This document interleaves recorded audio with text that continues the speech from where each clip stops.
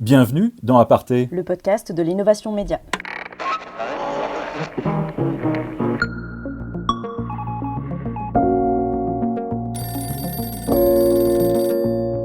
Quand je créais ces médias, je ne m'étais pas projeté dans l'après-coronavirus, mais au regard du petit succès qu'il a, je me dis on peut être utile dans cette période et électorale. Parce qu'on sait très bien qu'à l'approche des élections, en Côte d'Ivoire ou ailleurs d'ailleurs, il y a beaucoup de fausses informations qui circulent de la part des candidats, des QG ou sur d'autres choses.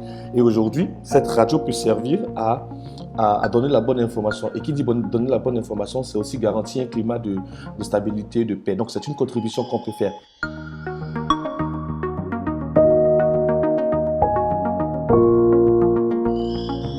Bonjour. Cette semaine dans Aparté, on part en Côte d'Ivoire et plutôt que de vous dire bienvenue dans Aparté, j'aurais pu dire Aquaba dans Aparté. Bonjour Marianne Rigaud. Bonjour Philippe Couve, bonjour tout le monde. Aparté est donc enregistré à distance entre Paris et Abidjan. Nous sommes en ligne avec Israël Guébo qui a créé WAMedia, une radio qui lutte contre les fake news. Bonjour Israël et bonne arrivée dans ce podcast. Aquaba Philippe, Aquaba Marianne, bonjour à tout le monde. Ça veut dire quoi, WAFM ou WAMedia ? Alors, WAMedia ou WAFM, c'est le diminutif de WhatsApp, donc WA pour WhatsApp, et puis FM pour dire que voilà, c'est une diffusion de son, donc une sorte de radio qui utilise en fait le canal de WhatsApp pour diffuser et pour produire. Merci déjà Israël d'avoir accepté notre invitation dans Aparté. Aparté, c'est le podcast de l'innovation média proposé par Jinkyo, la communauté des talents de l'information, et samsa.fr, la solution formation des médias et des journalistes engagés dans le numérique. Israël, on se connaît depuis longtemps déjà et on en dira un mot tout à l'heure en revenant sur ton parcours. Mais d'abord, cette radio WAFM, elle est née avec la crise du coronavirus. Alors, on écoute d'abord ce que ça donne en diffusion sur Facebook tous les jours. WAFM, le journal.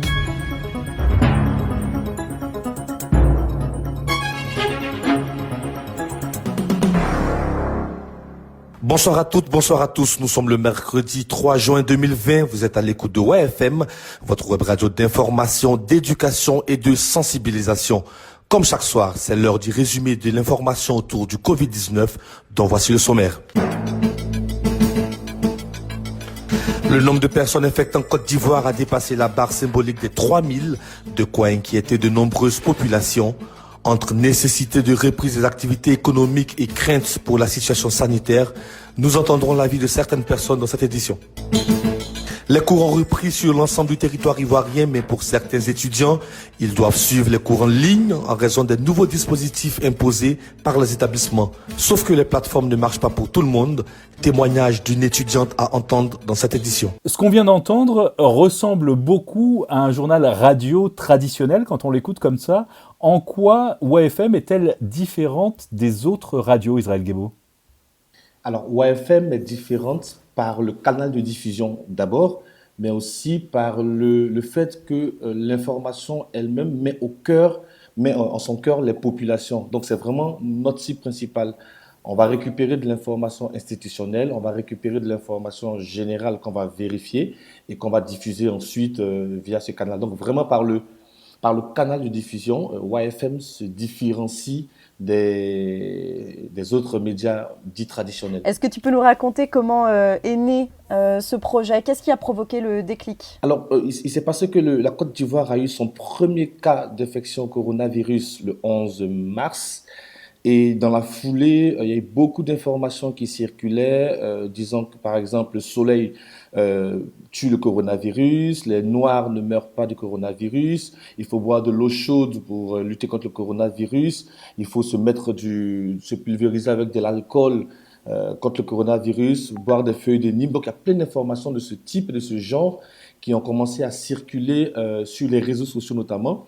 Et à côté de ça, on s'est rendu compte que l'information institutionnelle donnée par le gouvernement restait au sommet, donc ne descendait pas auprès des populations. On s'est dit, il faut qu'on arrive d'un côté à récupérer ces informations, à les vérifier et à les diffuser auprès des populations, qu'elles soient en ville ou au village, parce que finalement, ces informations les trouvent par le bouche à oreille.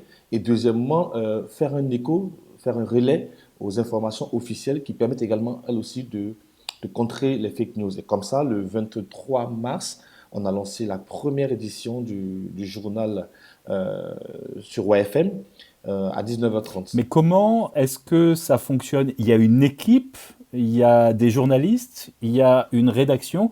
Quel est le mode de fonctionnement? Ce qu'on a fait, c'est qu'au tout début, on a lancé un appel à contribution. On a dit, ben, écoutez, que vous soyez en Chine, au Japon, au Congo, Kinshasa, Brazzaville, au Sénégal, en Côte d'Ivoire, si vous avez envie de témoigner sur la situation du coronavirus chez vous, ben, rejoignez ce qu'on appelait la salle des rédactions, qui est en fait un groupe Facebook. Et aujourd'hui, il y a près de 600 personnes qui sont à l'intérieur. Et donc, ces personnes ont commencé à adhérer. Ensuite, on a dit, bon, pour nous envoyer vos sons bruts, rejoignez le compte WhatsApp et puis envoyez-nous vos éléments. Et c'est ainsi que donc on reçoit des éléments un peu partout dans le monde. Ensuite, nous, on a 3 ou 4 journalistes qui sont ici, donc à Abidjan, et qui vérifient l'information, vont aller récupérer la bonne info, traiter et ensuite diffuser ça via Est-ce WhatsApp. que tu peux nous en dire plus sur WhatsApp? Comment vous l'utilisez exactement? Alors, l'équipe ici, elle se charge de faire les montages, de faire la sélection, parce que bon, la personne qui est au Japon va vous emmener 4 minutes de son, enfin, elle a beaucoup parlé. Vous Nous, utilisez les notes vocales de WhatsApp, en fait, beaucoup. c'est ça, on utilise les notes vocales de WhatsApp. On fait des interviews, c'est-à-dire qu'on envoie les questions par texte et les personnes répondent, par exemple, avec des notes vocales et nous, on récupère ce fichier brut-là. Ensuite, on va le découper, on va le monter, on va extraire des éléments dedans.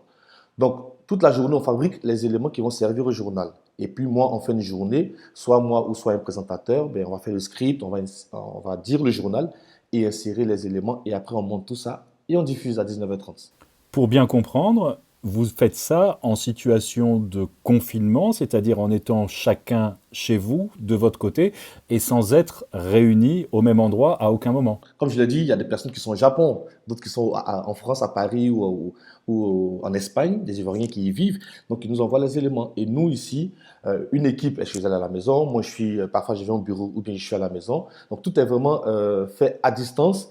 Et ben, c'est aussi ça, l'une des forces de WhatsApp, de YFM, c'est que même dans la production et dans la fabrication des éléments, ben, tout est fait via WhatsApp et à distance. Est-ce que vous êtes inspiré d'autres médias existants pour créer ce mode de fonctionnement entièrement à distance et collaboratif? Non, c'est plutôt inspiré de situations qui existent ici, en Côte d'Ivoire. Je me suis rendu compte, je travaillais dans un projet que, dans un village, une femme qui ne savait ni lire ni écrire utilisait WhatsApp pour vendre de l'huile rouge, donc de l'huile de palme. Comme elle faisait, alors ses enfants lui ont installé l'application sur son téléphone et en basse connexion, hein, dans un village dans l'ouest bien éloigné. Donc, elle faisait une note vocale dans la langue locale pour dire que j'ai par exemple 10 bidons d'huile rouge et elle envoyait.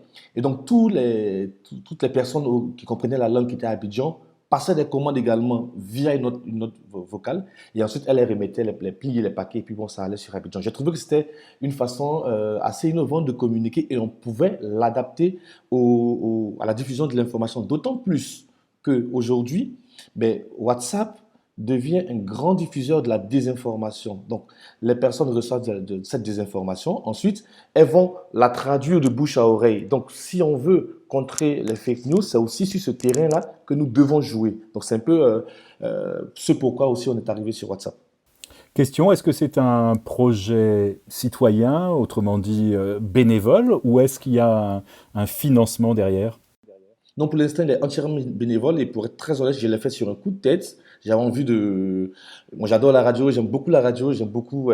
et je me suis dit, qu'est-ce qu'on peut faire là avec des amis, avec des bénévoles. Donc, tout le monde est bénévole. Et justement, la question qu'on se pose, ben, bientôt, est-ce qu'on va fermer la radio ou est-ce qu'on va passer à autre chose avec ça? Mais bon, on regardera. Est-ce que vous vous êtes posé la question de la langue? Donc, WAMedia est en français. Est-ce qu'on pourrait imaginer une déclinaison dans des langues locales? Ce qu'on a plutôt fait jusqu'à présent, c'est que on a eu des radios rurales, des radios communautaires qui nous ont approchés. Il y en a 10 aujourd'hui qui récupèrent le son brut du journal et après qui les diffusent sur leurs antennes.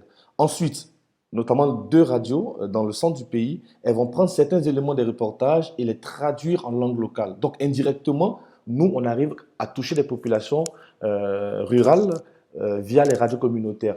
Ce n'est pas encore le cas pour toutes les radios parce que ça demande du budget, ça demande du temps, ça demande vraiment d'avoir de la ressource. Mais on a déjà des projets pilotes qui existent et que ça fonctionne pas mal.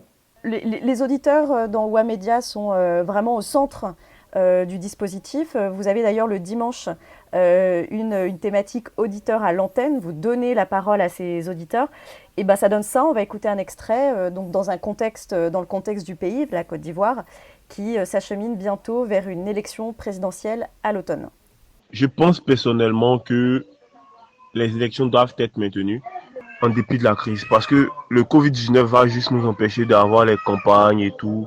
Mais parallèlement, on peut organiser des débats télévisés et tout pour que les protagonistes puissent venir exposer leurs projets.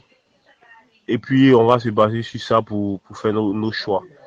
Bonjour, je suis Inous Kangouté, je réside en France et mon interrogation est relative au statut de la diaspora ivoirienne résidant en France. Si l'élection doit se tenir le 31 octobre, est-ce que les droits des Ivoiriens qui vivent en France sont des droits qui seront finalement bafoués ou qui seront finalement violés? Parce que c'est un droit pour tout Ivoirien ou citoyen ivoirien de pouvoir voter. Telle est mon interrogation et je vous remercie d'en prendre compte. Qui sont les auditeurs qui vous contactent pour poser des questions? Alors, les auditeurs, il y a deux choses. Il y en a qui posent des questions sur des informations donc ils veulent qu'on vérifie. Et puis, dans Auditeurs à l'antenne, ils répondent plutôt à une question. C'est-à-dire que le vendredi, nous mettons dans WhatsApp, dans le groupe WhatsApp et sur Facebook, la question de la semaine. Et eux, ensuite, ils ont toute la journée du samedi et du vendredi pour nous envoyer leur réponse en 60 secondes par note vocale. Et nous, après, on met tout ça bout en bout pour faire ce qu'on vient d'entendre à l'instant. Mais ce sont des auditeurs qui sont dans le pays ou qui peuvent être à l'extérieur de la Côte d'Ivoire? 80-90% sont à l'intérieur de la Côte d'Ivoire, donc ici à Abidjan ou dans d'autres villes. Mais on a aussi des Ivoiriens de la diaspora qui nous écrivent ou qui envoient leur note vocale des États-Unis, de la France, de l'Italie, de la Chine. Et on a également d'autres personnes qui sont des Sénégalais. On a un ami qui est à Kara, dans le nord du Togo, donc, qui nous écrit, qui nous envoie fréquemment des notes vocales. On a des personnes du Cameroun, du Sénégal. Donc, on a vraiment des personnes qui viennent également d'autres pays de l'Afrique. Comment vous gérez ça sur WhatsApp? On sait que les groupes ont une limite à 256 personnes sur WhatsApp. Comment est-ce que vous gérez ça? Alors, on crée des listes de diffusion. Donc, aujourd'hui, nous sommes à 7 listes de diffusion et chaque liste de diffusion peut prendre jusqu'à 256 personnes. Donc vous avez 7 fois 256 contributeurs, en fait, pour cette radio? Non, on va dire plutôt 7 fois 256 auditeurs directs pour cette web radio. La plupart, et par ailleurs un peu contributeurs, mais la plupart des contributeurs sont dans le groupe Facebook. Donc nous, on arrive à mesurer à prétendre mesurer qu'on a la garantie qu'on imagine ces 7 fois 256 personnes vont écouter les émissions. Mais parallèlement, vous diffusez aussi sur Facebook et sur Twitter. Oui, parce que tout le monde n'est pas sur WhatsApp, parce que tout le monde n'a pas le réflexe d'aller sur WhatsApp. Donc on a aussi près de 5000 personnes qui sont abonnées à notre page Facebook et à notre compte Twitter. Donc pour ces personnes-là également, on les met. Et en plus, on se dit, bon, après, il faut qu'on puisse avoir du replay. Donc, ceux qui veulent écouter tranquillement, qui ne sont pas sur WhatsApp, peuvent aller sur Facebook et écouter les émissions. Est-ce que tu juges que cette audience est satisfaisante pour ce projet? Moi, je pense qu'on a déjà fait un pas. Le fait déjà qu'on ait près de 2000 personnes qui entendent la bonne information, c'est déjà bien et qui parfois nous posent des questions pour savoir est-ce que cette information, elle est vraie ou pas. Donc, la petite anecdote, c'est que chaque soir, avant le journal, nous envoyons les chiffres officiels du coronavirus en Côte d'Ivoire. Et quand jusqu'à 20h, on n'en voit pas, on a tout le monde qui nous demande et les chiffres d'aujourd'hui. Même quand le ministère de la Santé a publié officiellement les informations, ils attendent que YFM envoie les flashs avant de se dire « Ok, c'est vrai ». Donc, cette crédibilité-là, elle est assise. Ensuite, on a la possibilité aujourd'hui de mesurer donc notre audience et puis derrière on se dit que c'est un projet qui est duplicable partout et qu'on peut également transférer pour les élections ou pour d'autres choses. Alors justement à propos de dupliquer le projet, on l'a entendu dans l'extrait il y a quelques minutes, la Côte d'Ivoire va avoir des élections à l'automne. Quel rôle pourrait jouer WAMedia à ce moment-là et donc quel avenir tu vois pour le média que tu as créé, Israël? Alors, à vrai dire, j'ai pas vraiment, quand je créais ce média, je ne m'étais pas projeté dans l'après-coronavirus, mais au regard du petit succès qu'il a, je me dis, on peut être utile dans cette période et électorale. Parce qu'on sait très bien qu'à l'approche des élections, en Côte d'Ivoire ou ailleurs d'ailleurs, il y a beaucoup de fausses informations qui circulent de la part des candidats, des QG ou sur d'autres choses. Et aujourd'hui, cette radio peut servir à donner la bonne information. Et qui dit donner la bonne information, c'est aussi garantir un climat de stabilité, de paix. Donc, c'est une contribution qu'on peut faire. Et si on arrive derrière à tisser des partenariats avec beaucoup de radios rurales, on pourra arriver donc à démultiplier le message ou les bonnes informations auprès des populations rurales qui sont en général pas tout le temps alphabétisées, donc ils vont croire ce qui leur tombe dans les oreilles et qui vont réagir si on leur dit ben, sortez pour attaquer telle personne, ben, sans réfléchir on le fait. Donc on a aussi un rôle d'éducation. D'ailleurs, notre slogan, c'est informer, éduquer, sensibiliser. Donc, maintenant, on y pense, on se projette, on se dit, bon, pourquoi pas, pour les élections, entrevoir quelque chose qui pourrait permettre aussi d'être utile dans la gestion des mauvaises informations, de fausses informations. Une question que j'ai envie de te poser par rapport à la France qui a vécu depuis bien longtemps sa première épidémie. En Afrique de l'Ouest, on a été très très sensibilisés, tous les pays n'ont pas été touchés, mais très très sensibilisés il y a quelques années par l'épidémie d'Ebola. Je me souviens de vidéos que tu avais produites, de chansons même de ton côté pour sensibiliser les gens aux gestes barrières déjà à l'époque. Est-ce que cette expérience-là, elle a servi là, dans les semaines qui viennent de s'écouler? Je pense en tout cas que le rappel des gestes barrières était sensiblement le même pour Ebola. Et donc, les gens avaient aussi ce réflexe-là, donc ce n'était pas nouveau pour eux. Et puis, oui, le fait de sensibiliser. Alors, les gens m'ont même demandé, cette fois-ci, tu ne fais pas de chansons? J'ai dit, non, je ne ferai pas de chansons, je ferai autre chose que de la chanson. Et donc, on a créé YFM. Donc, je pense que ça a aussi contribué. Par contre, il faut bien se rendre compte qu'aujourd'hui, on est obligé de continuer la sensibilisation parce que les gestes barrières ne sont pas suivis, parce que même si le nombre de personnes infectées grimpe, on se rend bien compte que le nombre de personnes décédées, c'est pas énorme comparé à ce qu'on a vécu en Europe ou aux États-Unis. Donc ça fait que beaucoup de rumeurs circulent en disant que bah, finalement le coronavirus c'est un gros fake et que c'est quelque chose qui touche les Blancs. Ben non, il y a quand même des personnes qui décèdent. Et si on relâche, ben, ça peut nous revenir à la figure. Donc il y a ce travail de sensibilisation qu'on continue au quotidien. On vient de parler pas mal de cette radio, YFM, mais Israël, tu es aussi actif dans le domaine de la formation, notamment avec cette promo qu'on a retrouvée sur YouTube, que tu as réalisée pour vanter le master en management des médias de l'ESJ Lille. On écoute. Bonjour à tous, je suis Israël Guébo, je suis diplômé de l'École supérieure de journalisme de Lille, en France. Je voudrais vous parler du Master en management des médias que lance mon école. C'est une formation à distance qui est destinée aux cadres dirigeants et intermédiaires des médias. Le Master en management des médias, c'est une formation 100% à distance qui est réservée aux cadres francophones qui disposent d'un bac plus 4 ou d'un bac plus 3 selon certaines conditions. C'est une formation qui s'étend sur 12 mois et qui se termine par la soutenance des mémoires de fin d'études. Enfin, c'est une opportunité d'obtenir un diplôme de renommée internationale délivré par la meilleure école de journalisme en France. C'est une occasion à ne pas rater, je vous invite à vous y inscrire massivement. Pour tout renseignement, cliquez sur le lien qui s'affiche dans la vidéo ou que j'ai indiqué dans le post. Bonne chance à tous et à toutes. Alors, on peut dire, Israël, qu'on se connaît depuis longtemps. 11 ans. Depuis 12 ans. 12 ans ou 13 ans, ouais, lorsque j'ai lancé l'atelier des médias sur RFI, tu as été l'un des premiers à reprendre la balle au bond sur le continent africain. Tu te souviens du projet que tu avais monté à l'époque? Avenue 225. Avant, non, mais même avant, tu avais monté une petite radio en ligne. Ah oui, sur mon blog, ça s'appelait Blog et Voix, il me semble. Un truc comme ça. Oui. Et c'était participatif déjà. Oui, c'est vrai, à l'époque. Bah, oui, c'est pas mémoire.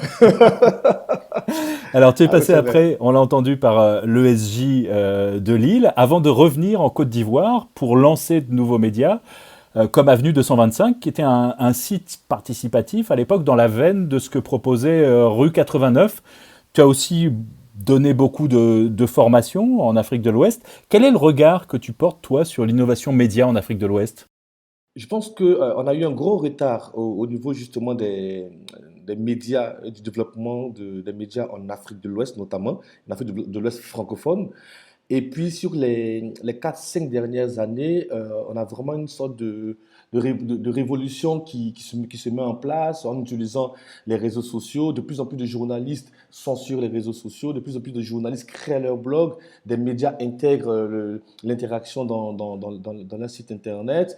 On a même du multimédia pour certains sites. Donc on a vraiment cette ébullition-là. Ça, c'est le côté technique. Mais après, on en est toujours encore à de gros défis au niveau éditorial et au niveau de l'éthique. Parce que les habitudes, je veux dire, journalistiques qu'on avait dans la presse papier, ben, se retrouvent aussi sur Internet. Ce que j'entends par là, c'est de dire que, bon, on va privilégier une conférence de presse plutôt qu'un reportage terrain. On va pas prendre le temps de vérifier une information avant de Alors, il la faut préciser diffuser. pourquoi on privilégie la conférence de presse. Tout le monde ne sait pas. Parce que il y a cette, comment dire ça, cette, euh, cette, euh, Tradition.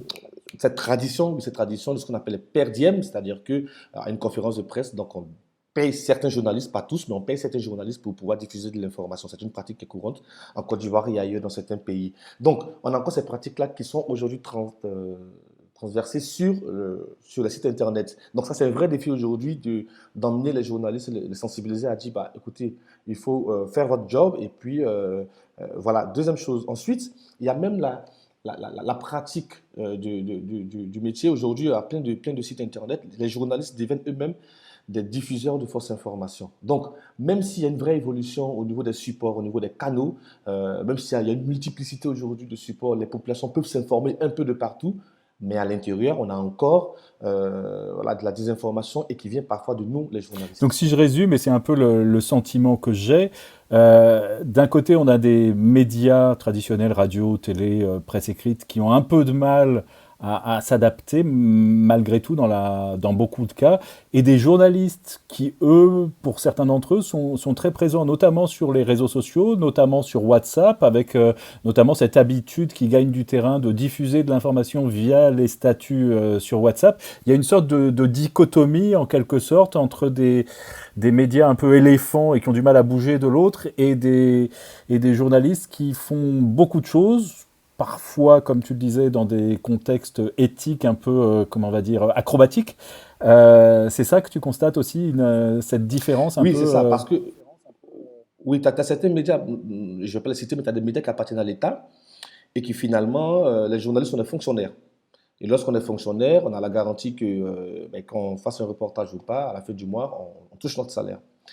Mais ceux qui ont le vent en poupe, alors je vais plutôt être mesuré parce que l'agence ivoirienne de presse, et là je peux la citer, fait l'exception dans ce que je suis en train de dire.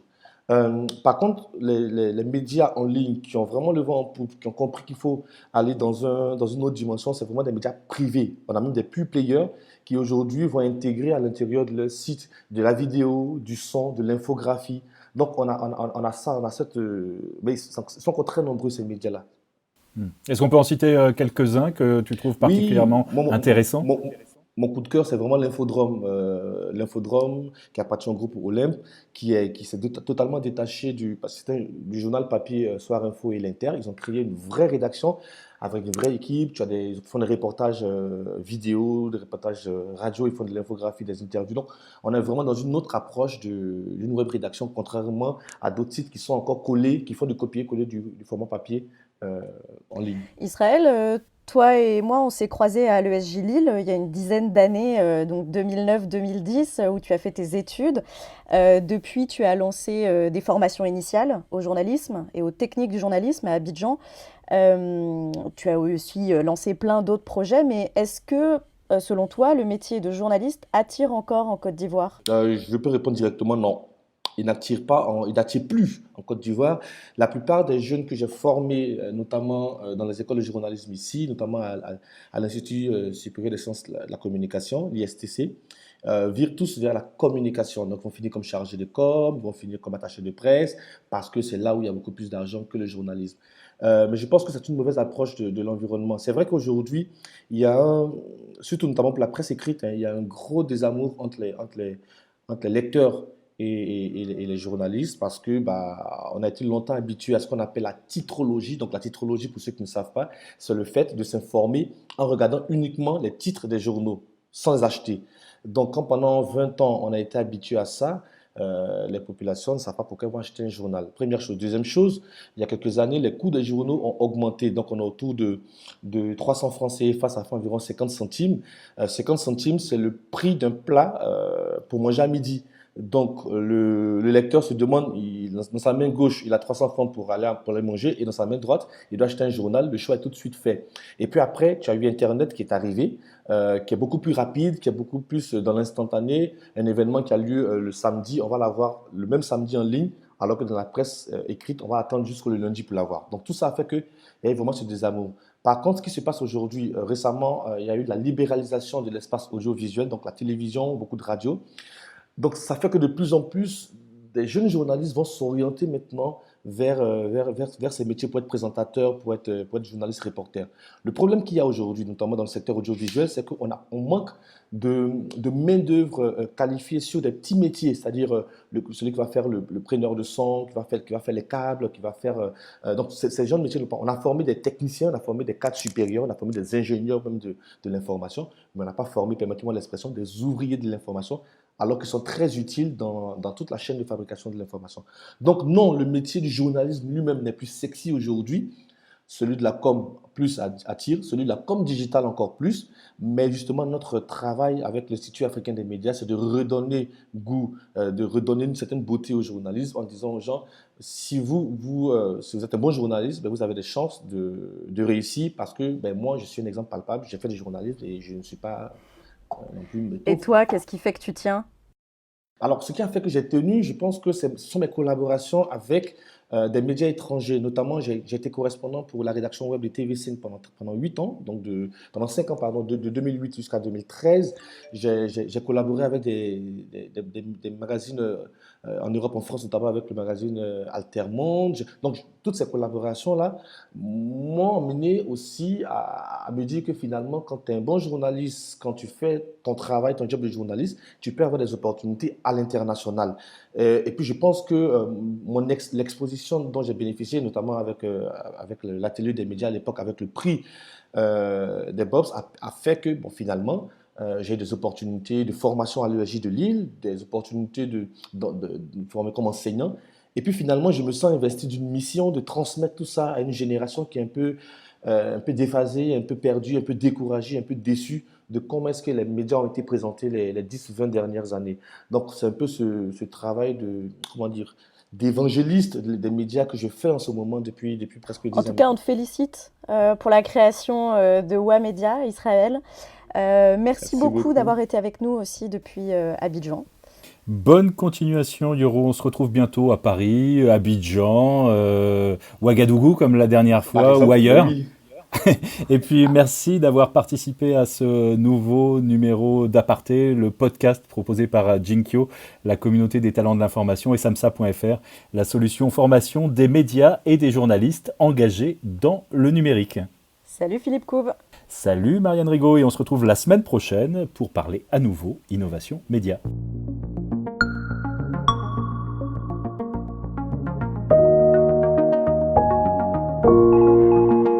Vous venez d'écouter Aparté, le podcast de l'innovation éditoriale. Qui vous est proposé par Jinkyo, la communauté des talents de l'information. Et samsa.fr, la solution formation des médias et journalistes engagés dans le numérique. En partenariat avec Creatis, résidence et accélérateur d'innovation dédié à la culture et aux médias. Un podcast créé par Élise Colette et Jean-Baptiste Diebold. À la technique, Raphaël Belon. Design graphique, Benjamin Leble. Communication, Laurie Lejeune. Générique et habillage sonore, Boris Leble.